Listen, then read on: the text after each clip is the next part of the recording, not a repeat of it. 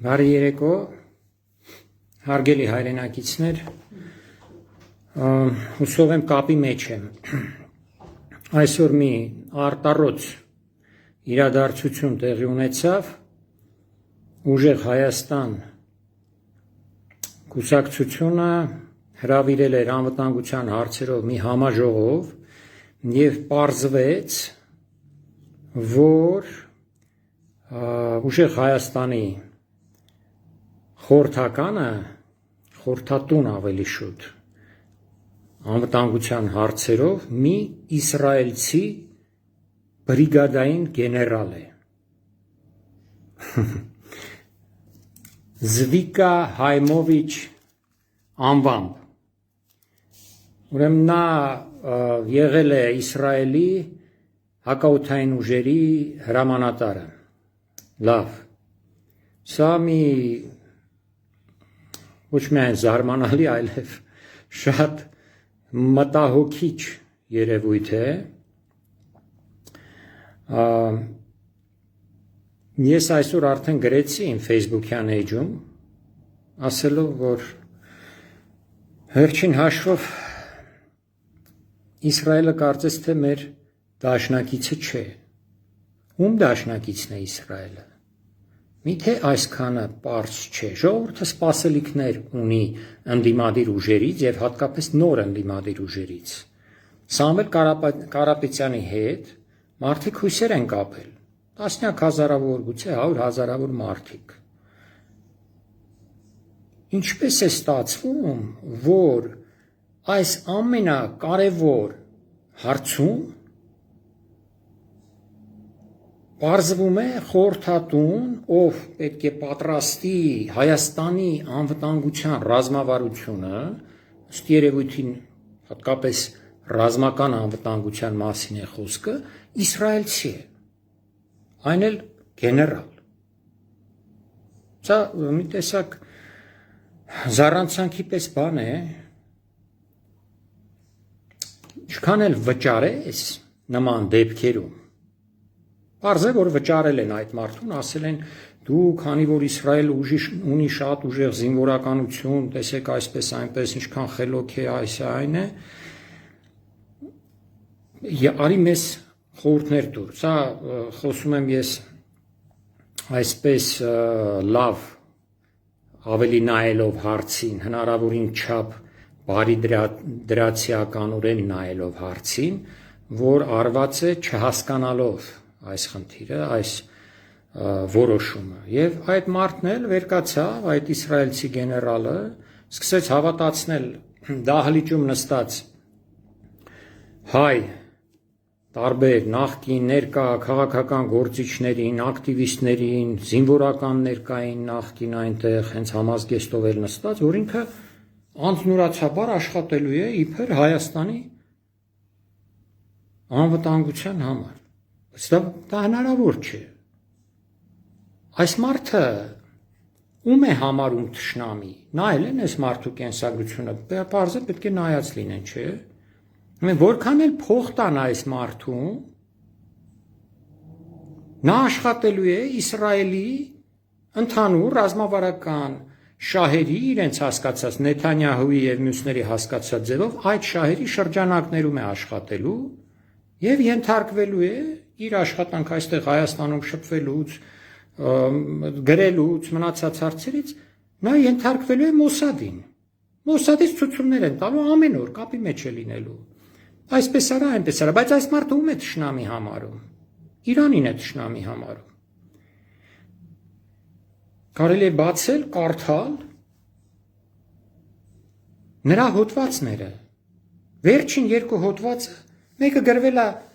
պատերազմի առաջին օրը, փետրվարի 28-ին, համացանցում առկա է, մյուսը գրվել է մարտի 10-ին, այնտեղ գրում է, թե ոնց պետք է Իրանին հաղթել, այսպես, այնպես, լրիվ իսրայելյան տեսակետներով,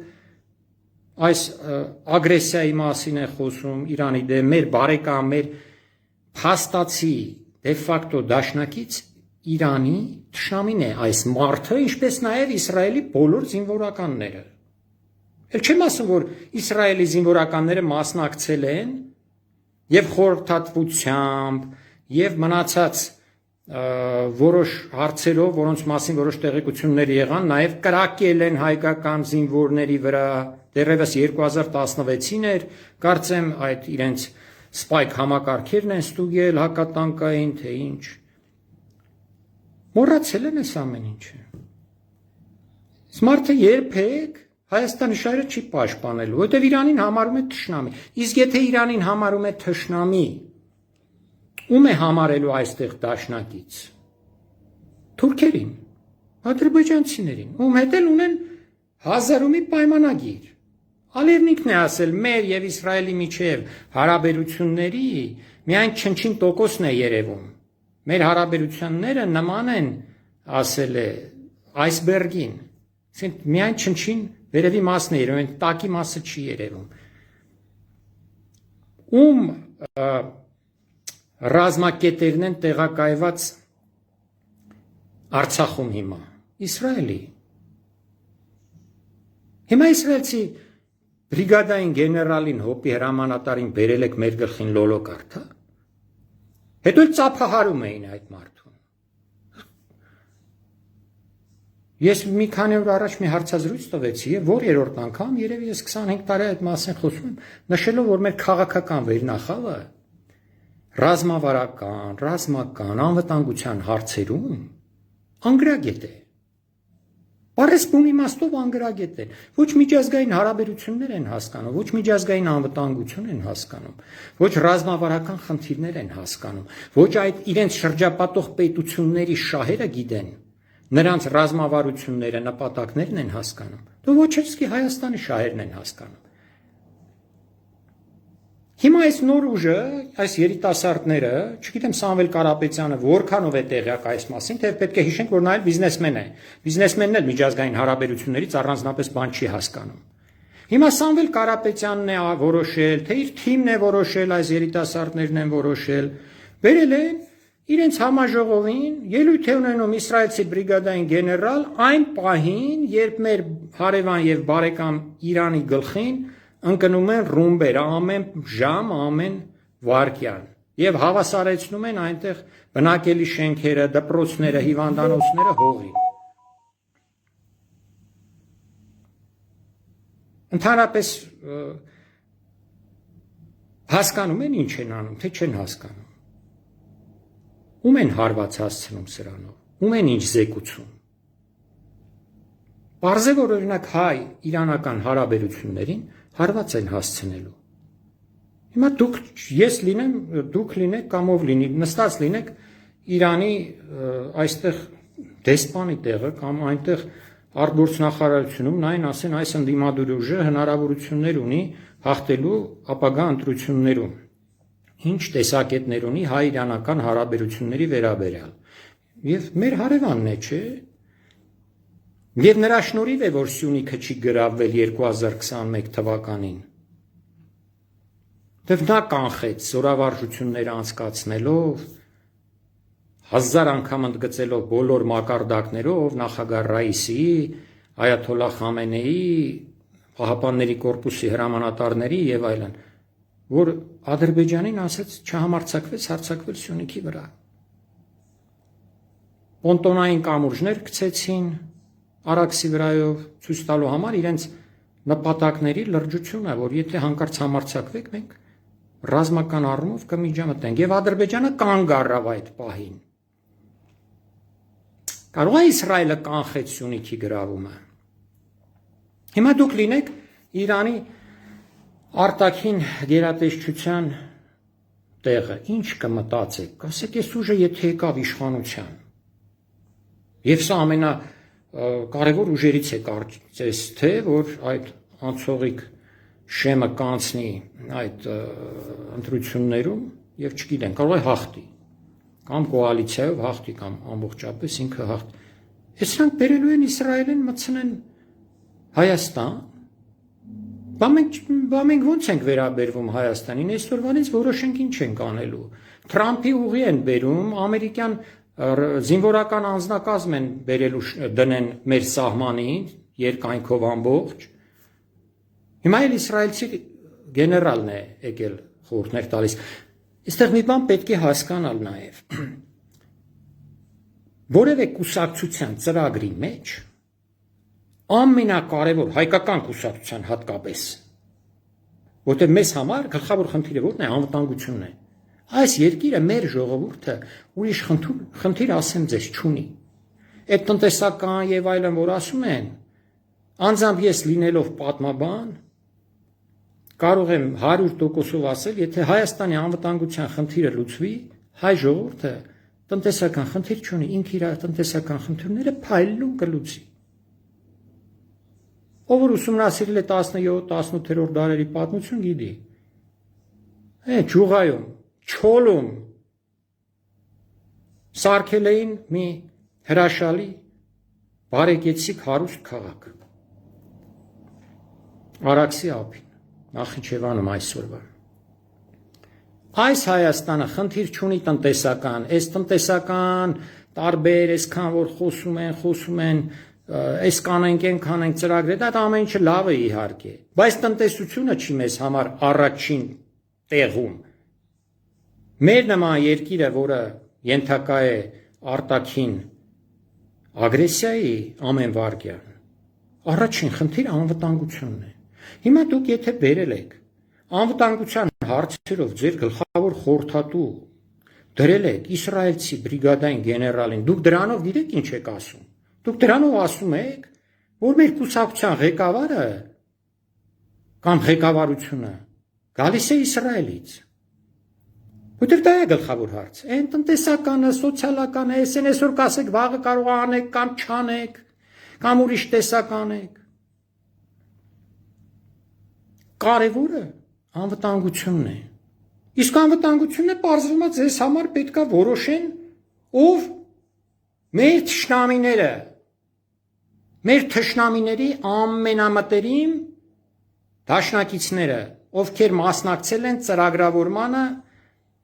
Արցախի էթնիկ զտման եւ ցեղասպանության եւ իրականացմանը։ Այսինքն լավ, անգրագիտություն էլ կա, անգրագիտություն է, սա արդեն անգրագիտություն չի, սա վնաս է հասցվում Հայաստանին։ Էլ չեմ ասում նաև, որ ժողովրդին եք հիասթափեցնելու, որտեղ գիտակից մասը ժողովրդի շատ լավ հասկանալու է ինչ է կատարվում։ Ընտրություններին մնացել է մի քանի ամիս եւ պարզվում է հիմնական ուժերից մեկը, որի հետ հույսեր էին կապում, ղեկավարվում է ամենայն հավանականությամբ Իսրայելից։ Որ անվտանգության հարցով ձեզ մոտ կանգնում է ինչ-որ մի հատ Զվիկա Հայմովիչա խոսում։ Ասում է ես 30 տարի ձեր հավաքին, ասում է ես 30 տարի պաշտպանել եմ Իսրայելը։ Դուք էլ հետո ծափ եք տալիս։ Դե գրագիտության մակարդակա պետք է մի քիչ ռազմավարական հարցեր, մի քիչ շատ չէ։ Մի փոքր ուզում եմ նաև այս հարցի, այս անվտանգության հայեցակարգի մասին մի փոքր պատմական այսպես կարճ էքսկուրսով անդրադառնալ։ 2007 թվականին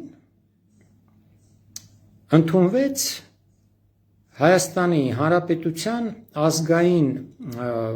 կոչվում էր այն ժամանակ ազգային անվտանգության ռազմավարության հայեցակարգ։ Այդ հայեցակարգը ընդունվեց նախագահի հրամանագրով, այն ժամանակ նախագահ Ռոբերտ Քոչարյանն էր, փետրվարին, 2007 թվականի փետրվար։ Ճիշտ է, օրենքի ուժ չստացավ այդ հրամանագիրը, որտեղ նախագահի հրամանագրով էր ընդունված, բայց ամեն դեպքում պետական փաստաթուղթ էր։ Եվ այդ պետական փաստաթղթի մշակման աշխատանքները այսպես տարփողվում էին Հայաստանում այն ժամանակ, քննարկումներ կային, ես էլ եմ մասնակցել, քննադատել եմ որոշ կետեր այնտեղ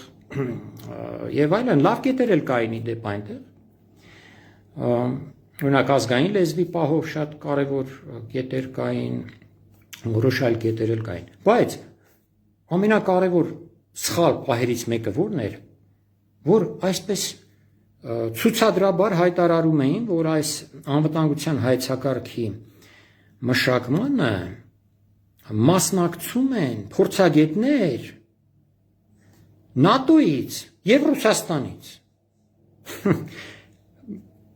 Անվտանգության հարցերով, հատկապես այս տեսական հարցերով աշխարհում եղած որևէ մասնագետների հետ որ խոսեք, ասեք ձեր պետությունը, որ այսպիսի ծանր վիճակում է, այսպիսի խնդիրներ ունի, դաշնակիցների խնդիրներ ունի, թշնամիները ձեր ավելի լավ դաշնակիցներ ունեն, այդ երկրների, ուրիշ երկրների փորձագետները, մի կողմից ՆԱՏՕ-ի, մի կողմից Ռուսաստանի, որոնք իրար հետ էլ հակասություններ ունեն, այդ երկու երկրների փորձագետներին հրավիրել եք ու դեռ գլուխ եք գովում, որ նրանք օգնում են մեզ մշակենք ազգային անվտանգության ռազմավարություն։ Սա ինչ է, սա նշանակում է վասալիտետն եք ճանաչում մի կողմից ՆԱՏՕ-ի, մյուս կողմից Ռուսաստանի։ Հիմա այս կուսակցությունը, այս մասնավոր դեպքում վասալիտետն է ճանաչում Իսրայելի ստացվում է։ Որովհետև անվտանգության հարցերը ընդհանրապես այդպես են, ով չգիտի օրինակ Իսրայելը ոնց է մտածում իր անվտանգության մասին։ Իսրայելը մտածում է այսպես ամենաճիշտ տեսական դրույթը հետևյալն է, այդ Զվիկա Հայմովիչը թող իրենց այս մասին ասի, որ Իսրայելում ընդունված է համար առաջին կետը անվտանգության մշակման հարցերի հետևյալն է, մեր անվտանգության մշակմանը եւ այդ հարցերը մեզանից ոչ ոք ավելի լավ չի կարող հասկանալ, ուսումնասիրել եւ լուծումներ գտնել։ Այսինքն իրենք հասկանում են, որ իրենք պետք է մտածեն իրենց անվտանգության մասին, իդեպ ասեմ, արդեն շատ մեծ սխալներ է թույլ տվել Իսրայելը, դա նշանակում է այնտեղ ուժեղ դեգրադացիա կա նաեւ ռազմավարական մտքի առումով, շատ ուժեղ։ Եվ այսօր գտնվում են անվերջանալի պատերազմների մեջ, որի տակից հնարավոր է դուրս էլ չգան։ Հիմա այդ կիսակործանվող պետությունից մեզ բերում են, որ այդ կիսակործանվող պետության տեսաբանը մեզ խորհուրդներ տա։ Էլ մարդ չկար բերեք։ Մի անգամից մի հատ ադրբեջանցի, թուրք, գեներալ բերեք, թող ձեզ խորհուրդներ տա։ Ինչ տարբերություն։ Տարբերությունը ո՞րն է։ Այն էլ կարող է լավ խորհուրդներ տա, ասի, այ գիտեք ինչ կա, այստեղ մի դրեք, այնտեղ դրեք, ձեր էս ինչ բաները, այս հարցերին ուշադրություն դարձրեք, սրանց մի դարձրեք ուշադրություն։ Օրինակ խորհուրդը ասի 1.5 տարին շատ է, 2 տարի է ինձ ծառայում բանակում, հետո մեր ընկեր Փաշինյանը իջեցրեց 1.5 տարվա, հիմա դուք մեզ ավելի լավ ընկերներ եք, եկեք իջեցրեք 1 տարվա, թող բանակում ձեր զինվորները ծառայեն 1 տարի, կամ ավելի լավ է 6 ամիս, թող 6 ամիս ծառայեն, կամ ավելի լավ է 3 ամիս թող ծառայեն, կամ ավելի լավ է ընդհանրապես ցրեք ձեր բանակը։ Դες պետք է խորհուրդ տան, կամաց փուլ առ փուլ, այս խորհուրդներով բավա խորհուրդ տվել Փաշինյանին ասելա 2 տարի թող չլինի, 1.5 տարի թող լինի, թող քո բանակի թիվը պակասի, զինվորներդ էլ պակաս հմտանան ռազմական գործում։ Բայց չի որ դրսից են ոչ թե խորհուրդ տվել, այլ թելադրել։ Հիմա ես չգիտեմ այս պարագայում ոնց է եղել, ում էին ինչ ուզում ցույց տալ, ում էին ինչ ասում, թե մենք ում ենք ավելի շատ սիրում, թե մենք որ հաղթենք ում կողմը կբռնենք։ Մի ուրիշ պատմական էքսկուրսել, շատ կարճ։ Վերաբերում է Ռուբեն Վարդանյանին, Ռուբեն Վարդանյանը այսօր գտնվում է Բաքվի բանտում, եւ ես ցանկանում եմ եւ նրան, եւ մյուս մեր գերեալներին շուտապույտ ազատություն, բայց դա չի նշանակում, որ մենք չպետք է խոսենք նրանց սխալների մասին, կամ սխալ ասենք, կամ չգիտեմ ինչ ասենք։ Ռուբեն Վարդանյանի 2000-ականների սկզբին մշակած ծրագիրը, ովքեր հիշում են, կոչվում էր Հայաստան 2020, Հայաստան 2020, այսինքն այդ ծրագիրը երբ առաջին անգամ մշակվեց, այնտեղ 2-3 անգամ եղան հավաքներ, մեծ հավաքներ էին, գրքերով հրատարակվեցին այդ ծրագրերը, տարբեր ոլորտների մասին խոսում էին, տնտեսություն, զբոսաշրջություն, չգիտեմ, արդյունաբերություն, ուրեմն առաջին հավաքը, որ եղավ, մեծ հավաք էր ահռելի, բավական մեծ էլ գումար ծախսվեց, 2001 թիվներ, 2 թիվներ, 3 թիվներ, հիմա չեմ հիշում։ Այդ առաջին ծրագրի մեջ անվտանգությունը Հայաստանի ընդհանրապես ուսումնասիրված չէր։ Եվ զեկույց չկար, բոլոր մյուս հարցերի մասին զեկույցներ կային, բայց այս ֆունդամենտալ հարցի մասին, այն հարցը, որը հիմքն է ամեն ինչի, որտեղ տնտեսությունը չի հիմքը, հիմքը անվտանգությունն է, պետք է անվտանգություն լինի, որ հետո լինի տնտեսություն, հետո լինի սա, նա եւ այլն։ Ուրեմն անվտանգության մասին, աշխարհաքաղաքական հարցերի մասին, հայ-թուրքական հարաբերությունների մասին, Արցախի հիմնահարցի մասին ոչինչ չկար։ Հետո ես ճանաչում էի այնտեղ տարբեր մարդկանց, ասացի, ախր sense չի լինի, դուք ինչ-որ լավ սիրուն ծրագրեր եք գրում, այսպես պետք է զարգանա, այնպես, բա ինչու անվտանգության հարցը չեք ուսումնասիրում, քննարկում, ամենակարևոր հարցն է։ Չգիտեմ, իմ ասածից էր, թե ուրիշների ասածներից էր, թե իրենք էին մտածել, երկրորդ թե երրորդ անգամ որոշեցին գրել այդպիսի մի բաժին։ Եվ այդ բաժինը հանձնարարեցին գրել ամերիկահայ մի ուսանողի։ Այդ ուսանողն էլ կարծեմ Ստանֆորդի համալսարանից էր, եկավ, հիշում եմ այն ժամանակ կապվեց ինձ հետ էլ, եկավ հանդիպեց, անունը չեմ հիշում, ասեցի, բայց դու ով ես, որ պետք է գրես Հայաստանի ազգային անվտանգության ռազմավարություն կամ խնդիրներ ոնց, այս ամեն ինչ դու ով ես էլի։ Ասեց ուսանող եմ, կարծեմ 3-րդ, 4-րդ կուրսի ուսանող էր այնտեղ, undergraduate չէր, ոնց որ թե graduate student է, այսպես ասած, առաջի 2 բաների չէր, տարբա ուսանող չէր։ Հիմա եւս մի հարց, Էսում էի հանձնարարել, ես ոնց է ստացվում, որ Ռուբեն Վարդանյանի 2020 ծրագիրը գրում է մի ամերիկացի ուսանող, զավեշտ է, հետո Հայաստանի Հանրապետության անվտանգության ռազմավարության մշակմանը մասնակցում են ՆԱՏՕ-ից եւ Ռուսաստանից փորձագետներ, որ հեչ գործ չունեն չպետք է Հայաստանի անվտանգության ռազմավարության մեջ քիթները խոթի ոչ ոք, մենակ մենք պետք է զբաղվենք դրանով։ Հիմա էլ ուժեղ Հայաստանի անվտանգության հարցերը գրում է արդեն մի մակարդակ բարձրացրեցինք իսրայելցի բրիգադային գեներալ նախկին ՀՕՊ-ի հրամանատարը։ Այս ժողովրդին ծաղրում ենք։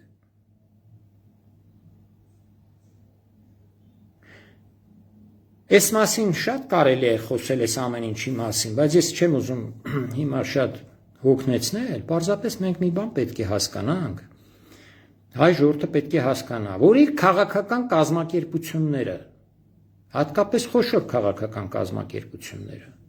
գրեթե բոլորը գտնվում են օտար վերահսկողության տակ։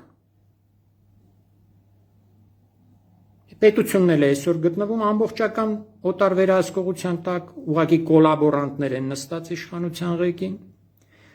կատարում են բոլորովին ոչ Հայաստանի շահերից բխող այնպիսի որոշումներ, ինչպես օրինակ Սյունիքում արդեն ահռելի ճանապարհներ ու չգիտեմ ինչեր են հանձնում Թրամփի ուղի եւ այլն, այսինքն վաճառում են Հայաստանի հողը 99 տարով։ Սա իշխանություն է, բայց բացի իշխանությունից մյուս քաղաքական ուժերի վիճակն էլ է ողբալի։ Հայ ժողովուրդը պետք է կարողանա ստեղծել նոր ուժեր։ Մեզ մինչև ընտրությունները մնացել է շատ քիչ ժամանակ, հավանաբար հնարավոր չի լինելու ստեղծել այդպիսի ուժեր։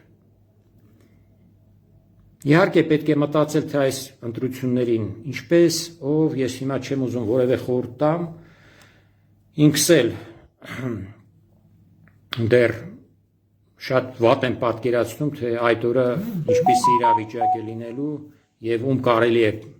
քվեարկել կամ չքվեարկել, այնպես որ խնդիրը պետք է ստեղծվեն նոր ուժեր, դա մի քիչ ավելի երկարաժամկետ խնդիր է, թեև մեր խնդիրները մեզ ստիպում են արագ ինչ-որ լուծումներ գտնել, բայց պետք է շատ զգոն լինենք, իսկ այս իսրայելցի բրիգադային գեներալը Առհասարակ իմ խորհուրդն է ուժեղ Հայաստանին, եթե սխալվել են, եթե ընդունենք, որ սխալվել են, եւ պարոն Սամվել Կարապետյանին հարգարժան, այդ մարդուն ձեր ընդհանրապես որևէ հաշվարկներից ջնջեք, Հայաստանում այդ մարդու ոտը թող չդրվի, դա Հայաստանի շահերին վնաս է։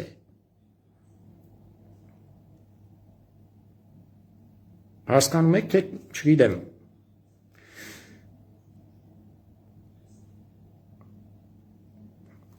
Այսքանը, շնորհակալություն։